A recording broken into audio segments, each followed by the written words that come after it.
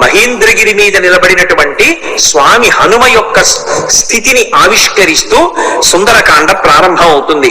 ప్రారంభం చేస్తూ మొదటి శ్లోకంలో మహర్షి తతో రావణనీతాయ సీతాయ శత్రుకర్షణ ఈష పథమన్వేష్టం చారణాచరితే పథి.